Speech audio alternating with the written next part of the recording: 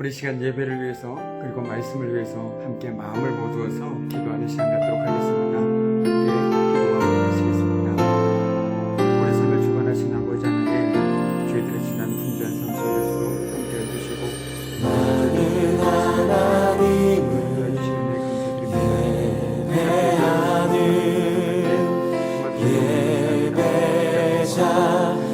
예배자입니다.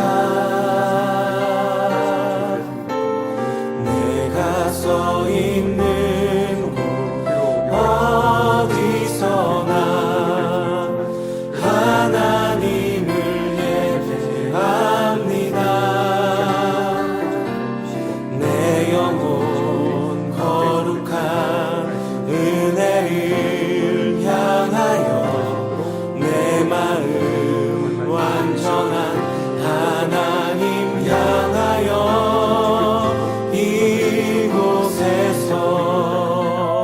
바로 이 시간 하나님을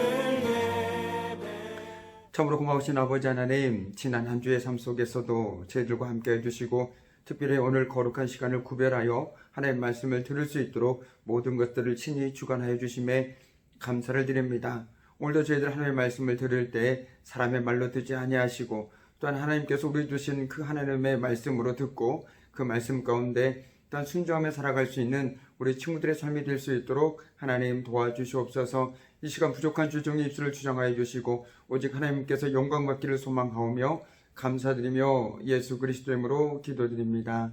아멘. 네, 참으로 보고 싶고 만나고 싶고 사랑하는 우리 속초교회 중고등부 친구들, 지난 한 주도 많이 바빴지만 잘 지냈을 거라고 믿습니다. 이제 우리가 만날 날이 조금씩 다가오고 있는 것 같아요. 그래서 더 기대되는데요. 우리 친구들 다시 만날 그날까지 건강하게 또한 학업에 충실함으로 또한 학생 신분에 맞게 잘 지낼 수 있으면 좋겠습니다. 그래서 우리 다시 만날 때 건강한 모습으로 우리 밝은 얼굴로 함께 만나기를 간절히 소망해 봅니다. 사랑 우리 속초교회 친구들 잘 지내고 있죠? 네, 벌써 우리가 못 본 지 8주 정도 된 것 같아요.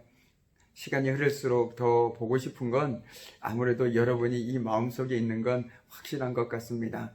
비록 얼굴로 보지는 못하지만 늘 마음속으로 함께 기도하고 또한 여러분을 기대하고 있다는 거 잊지 마시고요. 특별히 요즘에 우리가 믿음의 사람으로서 당연히 해야 될 일 무엇인지 기억하고 계시죠? 네, 사회적 거리두기에 적극적으로 동참하는 겁니다.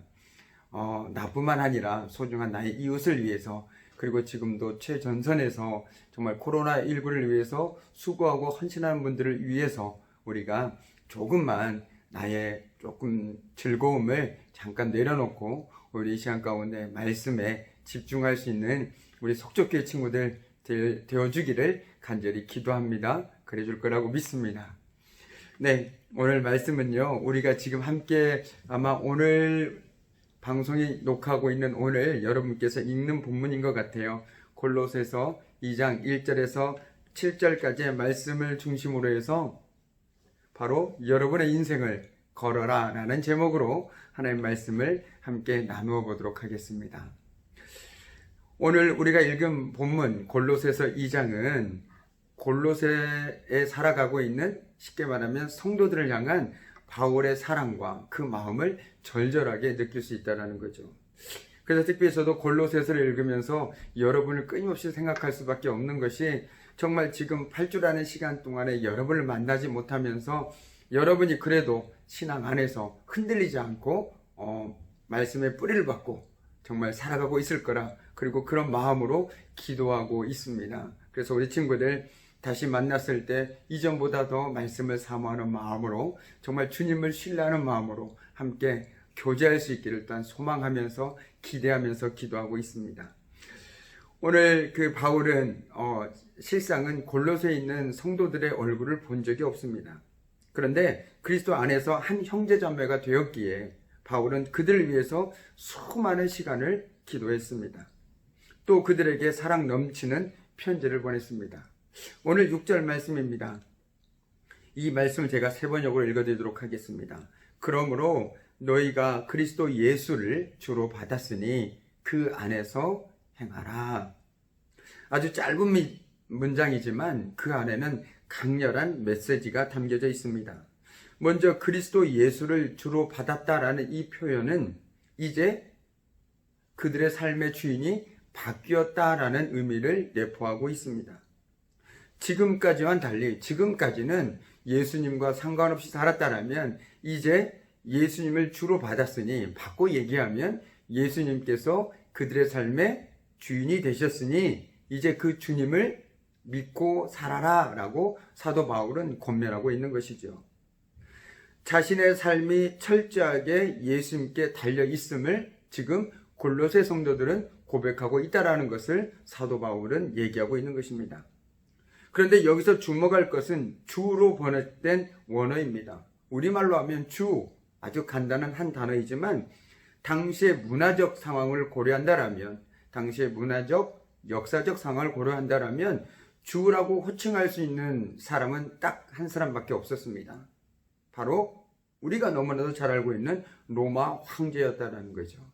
오직 로마 황제만이 주라는 호칭을 쓸 수 있었습니다. 바꿔 얘기한다면 로마 시대에 살아가던 사람들에게, 사도 바울을 포함해서 골로새서 성도들에게, 로마 시대에 살아가고 있는 사람들에게 주라는 호칭을 부를 수 있는 분은 오직 로마 황제밖에 없었다라는 거죠. 로마 황제가 그들의 삶을 주관했고 그들의 생명과 그 모든 것들을 쥐고 있었기에 절대 권력이었습니다. 오직 절대 권력자인 로마 황제에게만 주라고 붙일 수 있었다라는 거죠. 그런데 지금 조금 전에 우리가 읽은 말씀처럼 예수 그리스도를 믿는 사람들은 이제 로마 황제가 주가 아니라 예수님이 주라는 거죠. 그렇다면 앞서 제가 말씀드린 것처럼 로마 황제가 삶의 통치자여 절대 권력자가 아니라 골로새서 10장에서 이 편지를 받고 있는 믿음의 사람들에게는 오직 예수 그리스도가 절대 권력자요 통치자요 그들의 삶의 주관자가 되신다라는 것을 고백하고 살아가고 있다라는 겁니다. 실로 엄청난 일입니다. 로마 황제의 그 배경 속에서 살아가고 있지만 이제 더 이상 로마 황제가 내 삶을 주관하지 않는다라는 거예요. 오직 예수 그리스도만이 내 삶의 절대 권력자요 통치자라는 것을 고백하고 있는 것입니다. 다른 말로 표현한다면 이제 골로새 성도들은 예수님의 지배를 받기로 스스로 선택했다라는 거예요. 이것은 단순한 선택 차원이 아닙니다. 우리가 물건 고르듯이 전 이거 할래요, 저거 할래요, 이게 아니라는 거예요.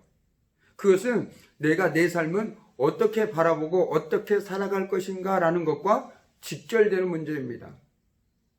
한마디로 내 삶이 누구에게 달려있느냐, 로마 황제냐 아니면 하나님이냐. 이 질문은 우리에게도 그대로 적용됩니다. 내 삶이 누구에게, 무엇에 달려있느냐입니다. 그리고 우리는 그 대상에 우리의 목숨을 걸게 됩니다. 우리가 흔히 쓰는 표현으로 이런 표현이 있죠. 너 없으면 나 죽어. 나 저거 없으면 안 돼. 이것이 바로 우리의 목숨을 거는 그 소중한 대상이 될 수 있다는 거죠. 그 대상이 누구든 무엇이든 우리는 우리의 소중한 삶을 거기에 걸게 됩니다. 너 없으면 나 죽어. 난 저거 없으면 안 돼. 라고 얘기하는 사람들은 그것에 목숨을 겁니다. 그러니까 지금 골로새 성도들은 이렇게 얘기하고 있는 것 똑같다는 거죠. 우리는 예수님께 모든 걸 걸었다는 것. 저는 예수님 없으면 죽습니다. 혹시 여러분은 지금 누구에게 혹은 무엇에 인생을 걸고 살아가고 계십니까? 한번 곰곰이 생각해 보시기 바랍니다. 나는 무엇에 인생을 걸고 살아가지? 나는 저거 없으면 안 돼. 나는 저 사람 없으면 안 돼. 라고 생각하는 혹시 그런 사람이나 무엇이 여러분 마음속에 떠오릅니까? 그렇다면 여러분이 고백하든 고백하지 않든 여러분은 그 사람 또는 그 대상을 여러분의 삶의 주인으로 모시고 살아가고 있는 거예요. 그런데 오늘 성경은 우리에게 뭐라고 얘기하고 있냐면 예수님을 주님으로 받아들여라 라고 얘기하고 있다는 겁니다. 바꿔 얘기한다면 예수님께 인생을 걸어라 라고 얘기하고 있다는 거예요. 그리고 이어지는 7절에서 바울은 그들이 실질적으로 어떻게 살아야 하는지 말하고 있습니다. 바꿔 얘기한다면 내가 예수님께 인생을 걸었다면 내가 어떻게 살아야 하지? 라는 것들을 우리에게 실제적으로 보여주고 있다는 거예요. 그냥 단지 저는 예수님을 주인으로 모시겠습니다, 저 예수님께 인생 걸게요, 마치 도박하듯이 이 말을 하고 있는 게 아닙니다. 내가 예수님께 인생을 걸었다면 내 삶에서도 실제적인 모습들이 드러날 수밖에 없다는 거죠. 삶의 주인이 바뀌었는데 어찌 그 삶이 변하지 않을 수 있겠습니까?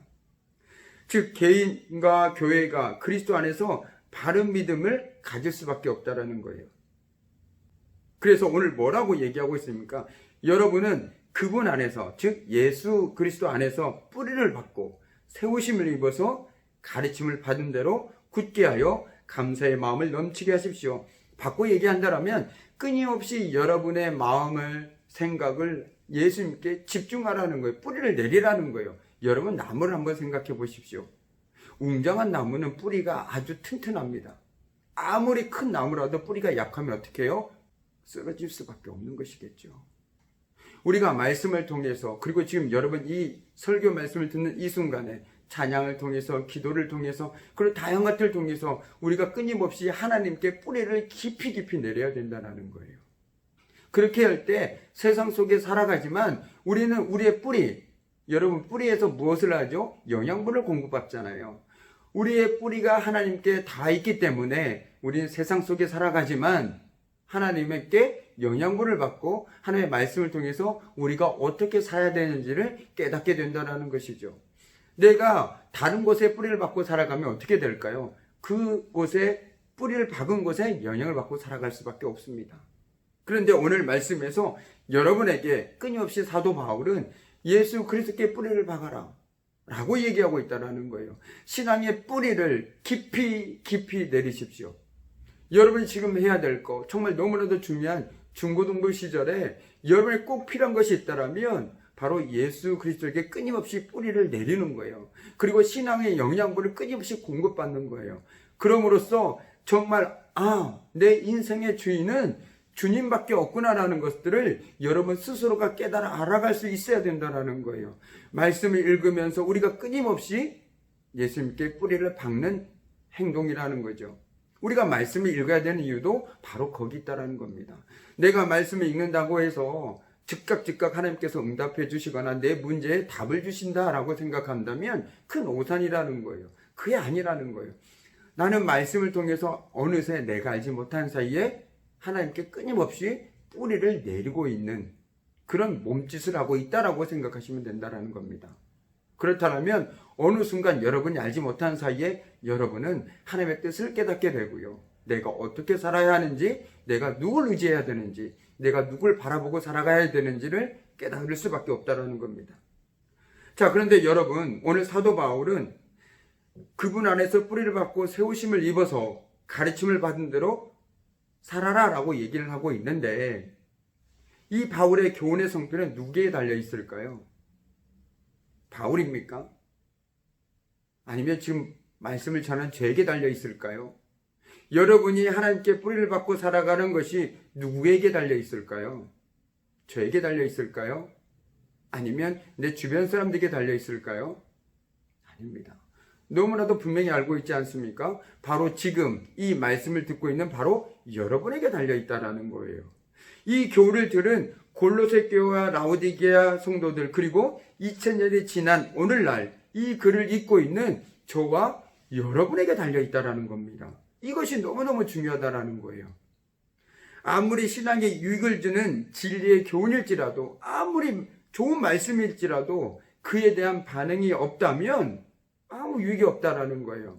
한 귀로 듣고 한 귀로 빼버리는, 마치 잔소리같이 돼버린다라면 이건 아무런 유익이 없다라는 거예요. 아는 것으로 그친다면 그것은 그 사람에게 아무 유익을 주지 못합니다. 나 그거 알아. 알면, 신앙은 아는 데서 멈추면 유익이 없다라는 거예요. 자, 제가 예를 하나 들어볼게요. 어떤 의사가 환자에게 당신의 질병을 위해서 이런 약의 복용이 필요합니다라고 처방을 내렸다라고 가정했을 때 환자가 처방을 듣고도 약을 복용하지 않는다라면 의사의 처방이 환자에게 도움이 될까요? 아무런 도움이 되지 않습니다. 환자가 의사의 처방을 들었다면 그 처방대로 약을 먹어야 그 약의 효과를 볼 거 아니에요. 아, 이 약이 지금 환자분께서 아프신데 너무너무 좋은 약입니다 라고 의사가 처방을 해줬음에도 불구하고 아, 이 약이 너무너무 좋은 약이구나 라고만 생각하고 먹지 않는다면 그 약의 효과를 볼 수 있을까요? 그 약의 영향을 받을 수 있을까요? 없습니다. 없습니다. 환자가 직접 그 약을 먹었어야 그 약의 처방을 받을 수 있지 않겠습니까? 신앙도 이와 마찬가지입니다.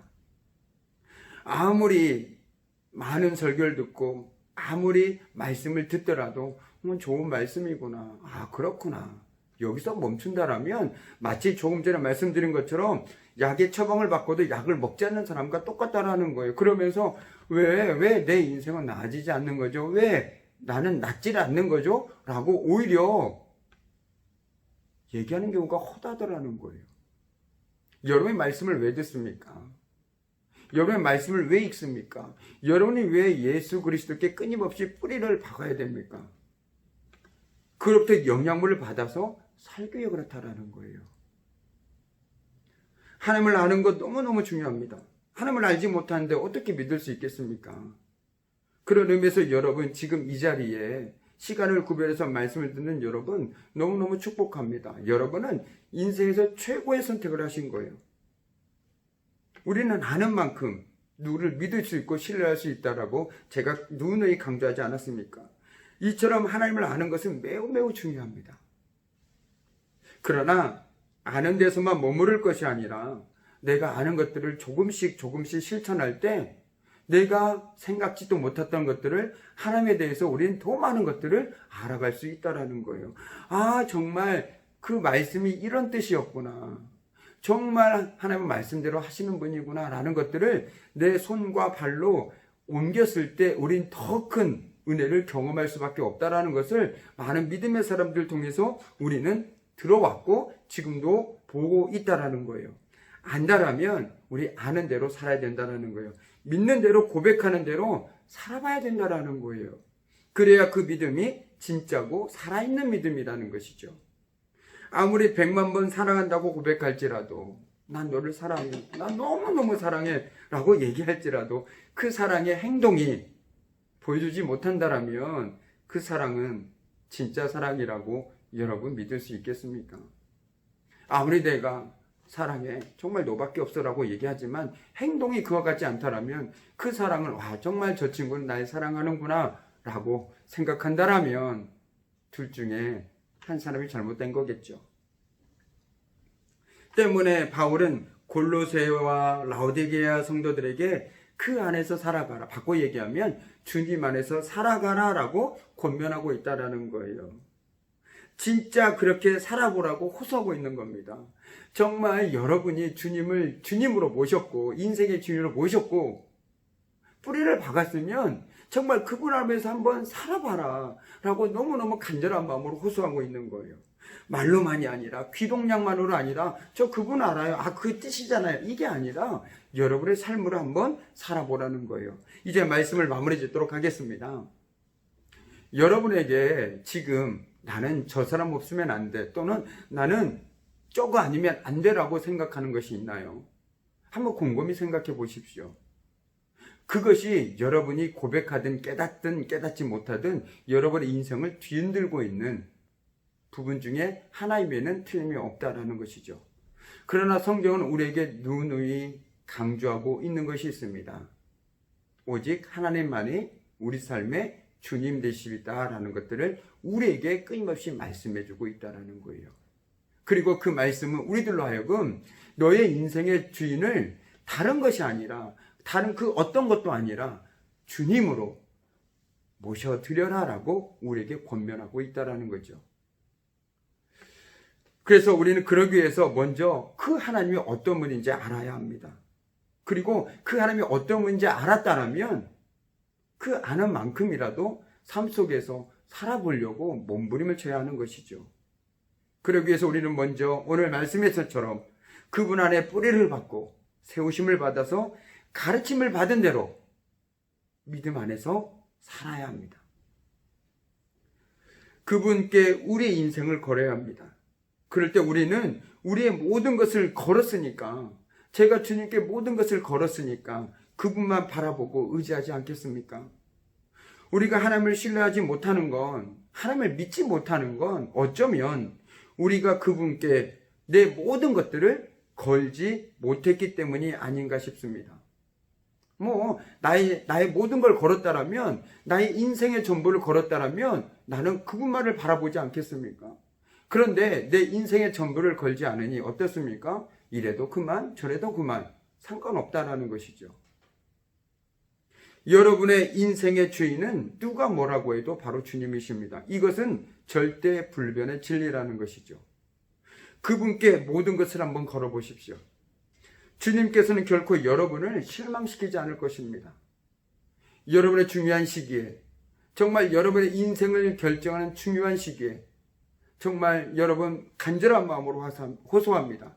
여러분의 인생의 주인은 누가 뭐라고 해도 주님 외에는 결코 없습니다. 여러분의 인생의 절대 통치자는 주님 외에는 그 무엇도, 그 어떤 것도, 그 누구도 없다라는 거예요. 그런데 세상은 우리에게 끊임없이 얘기합니다. 주님 빼고 다른 것들이 다 너의 인생의 주인이다라고 얘기하고 있죠. 그래서 우리는 그런 것들을 쫓아서 열심히 정말 살아갑니다. 그런데 그 끝에 가보니 허망함밖에 없다라는 거예요. 왜요? 그건 진짜 우리 삶의 주인이 아니었거든요. 마치 안개처럼, 있다가 사라지는 그 안개처럼 허무한 것을 쫓아서 우리는 우리의 인생의 모든 것들을 걸고 살아간다라면 그것만큼 안타까운 게 없지 않을까요? 저는 오늘 여러분에게 정말 간절한 마음으로 호소합니다. 아니요, 여러분에게 절대 불변의 진리를 전합니다. 주님 외에는 여러분의 인생의 주인은 아무것도 없습니다. 이것은 결코 변하지 않습니다. 여러분의 주인으로 주님을 모셔드리십시오. 그리고 그분 안에서 뿌리를 받고 세우심을 받아서 정말 그분 안에서 살아가십시오. 이것이 바로 오늘 바울이 골로새에 있는 교인들에게 전해주고 싶은 마음이요, 말씀이요, 또한 이 시간 이 영상을 듣고 있는 우리 속죄교회 중고등부 친구들에게 전해주고 싶은, 들려주고 싶은 저의 마음이자 또한 말씀입니다.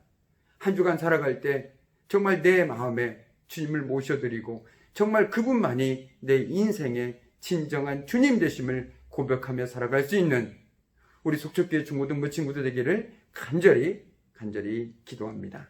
기도하시겠습니다. 참으로 고마우신 아버지 하나님, 오늘도 저희들 말씀의 자리를 인도해 주심에 감사드립니다. 특별히 오늘 말씀을 통하여 정말 우리의 인생의 주인은 오직 주님밖에 없음을 다시 한번 깨닫게 하셨습니다. 우리 친구들 정말 그 무엇도, 그 어떤 것도 아닌 오직 주님께 모든 것을 걸고 정말 그 주님만을 바라보며 살아갈 수 있는 믿음의 친구들이 다 될 수 있도록 주님 도와주시옵소서. 저들의 마음과 생각 가운데 주님 친히 임재하여 주시옵소서. 이제는 우리 주 예수 그리스도의 은혜와 하나님의 그 크신 사랑과 성령의 임재와 사귐과 다스리심이 정말 우리 삶의 진정한 주님 되신 그 주님께 모든 인생을 걸고 살아가길 소망하는 우리 친구들의 삶과 그들의 가정과 그들의 학교와 그들의 모든 삶의 현장 위에 지금부터 영원히 함께 하시기를 간절히 축원하옵나이다. 아멘.